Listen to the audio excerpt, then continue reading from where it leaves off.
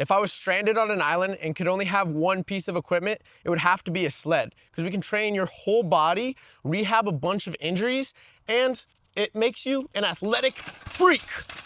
So you might ask why the sled works so well. And there's 3 things that make it work really well for rehab and overall strength. One, it's all concentric movement. So there's no eccentric right now. What that does is it helps rebuild the knees, but also alongside that, you can start working force production. The short range aspect of it can pump the area full of blood and help rehab the area as well. So if your knees are weak and you need to get strength and they're causing injuries, you might need to get blood into the knees. The other thing is there's a bunch of different variations for sled. So you can work your whole body with the sled. If you're doing forward sled, your arms are pushing and your legs. The whole body is working as one unit. So it's not just strength training, but it's athletic movement training along with strength training. All of it's tied together. And the last thing is it's an extremely safe exercise. If I load this too heavy, it's just not gonna move. If it was too heavy, it would be stuck right here. No one's getting injured with the sled. But if you overload a squat, you can get injured, and that takes you out from doing the things that you wanna do. Not saying a squat is bad, and I actually use a squat a lot, but for safety purposes, I wanna be able to load someone really heavy. I'm gonna be having them do sled and working the strength to go through it. When it comes to ironing out imbalances, the sled is a magical tool. One, if you're walking straight backwards and you find yourself slightly drifting one way, you might find that one leg is more imbalanced than the other, and you have to build up the strength in that one. Be more conscious of that leg as you push through it, because maybe it's not pushing and you're not actually going, and then you drive back and you're wobbling all around.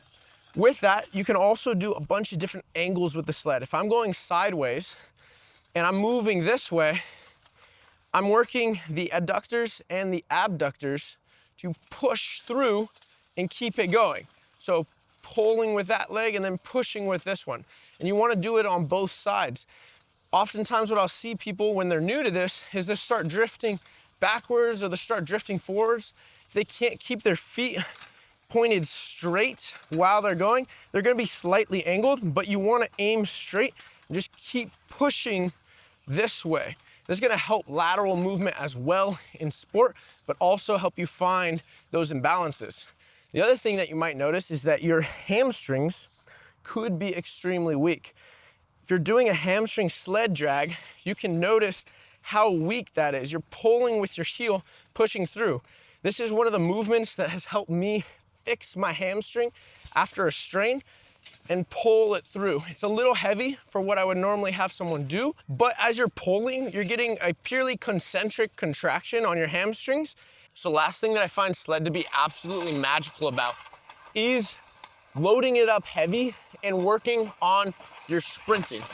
As you're pushing through, you learn to create a ton of power with your legs that when you then transfer to normal running, you don't have all this weight that you have to push. But this goes for all angles. When you're working through energy systems, you might just need to train 0 to 10 seconds pushing forward, or you might need to do that for a minute, but it's gonna adapt by how much weight you have on the sled, how much you're pushing, and where you're going. The other thing that can be really good is backwards sprinting. So if you're pushing back really fast, you can start finding where you're the most imbalanced. Oftentimes I find my VMOs light up when I'm doing the sprints, even more than the walking. The walking, I can feel them, but then when I'm doing the sprinting, the VMOs are like, you are tired. A common mistake I see people make when they're doing a sled is they let their feet kind of slide out instead of thinking of pushing straight through and backwards. You want to practice good mechanics like you are sprinting, like you are running and going through. Just today, I had my mom using the sled. She's 46 and she was doing sprints with the sled. What the sled does is it actually slows down the movement to make it safer. So there's less risk of injury when I'm having her do the sled. She does backwards, and then she was doing forward, and then she was doing sideways with the different sprints. Not many people at that age are doing sprints, let alone with weight, but it's a better way to get people back to sprinting when they haven't had much sprinting in the past, or maybe they got injured with sprinting.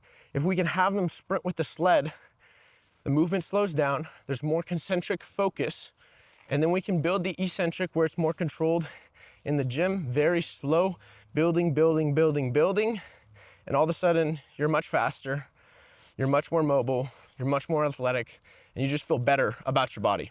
So most often I'll get people that tell me that they don't have a sled, so they can't do sled training. So here's ways that you can get a sled or make one.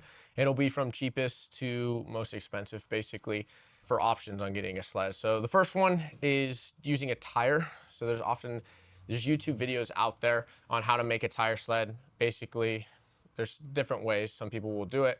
Some people will screw an eye bolt into the tire. Some people will tie something around it. And then you can load it up with weight. You can get a pretty free tire from an old mechanic shop or something, worn down tire. Don't use a new one.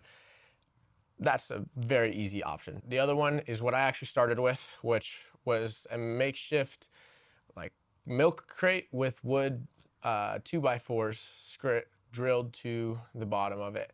It did work really well. The wood eventually just wore down, and then I screwed new 2x4s into it. Would I suggest it? Actually, yes, because it works pretty good on cement, which most sleds don't. And overall, it's pretty easy to build. The only thing is that the crate will start to break. You get breakdown, but if you reinforce it or do something like that, if you're a better builder than me, you probably can make it pretty nice. The next option is find a gym near you that has a sled and get a gym pass. It's $30 maybe, probably cheaper. I mean, Planet Fitness might have them. There's like $10 a month, and you have a sled. You can get a full workout in with a sled. And then the last option is buying a sled. If you only want to work out at home or something like that, buying a sled can be really good. If I had space for turf, I would instantly put that in and have a turf sled, because as I said in the video, it's going straight. You can work on a lot of different imbalances with the sled. And also it slides a lot more smooth, and it's just easier to manage the weight. Depending on how much my sled is worn down will determine how much friction it has on the blacktop or the cement. So it's a little bit difficult that way, but it gets the job done. So as you go through it, one of these options will be the best way for you to get sled work in, because sled work will make you athletic and also make you feel better when you're moving. Like and subscribe if you want more strength, you want to grow and develop your athletic potential, and check the links in the description, because there's different ways to get in contact with me if you want specific movements for yourself, or there might be free sled programs in there that could help you out and build up your movement at home until you're ready to take it the next level.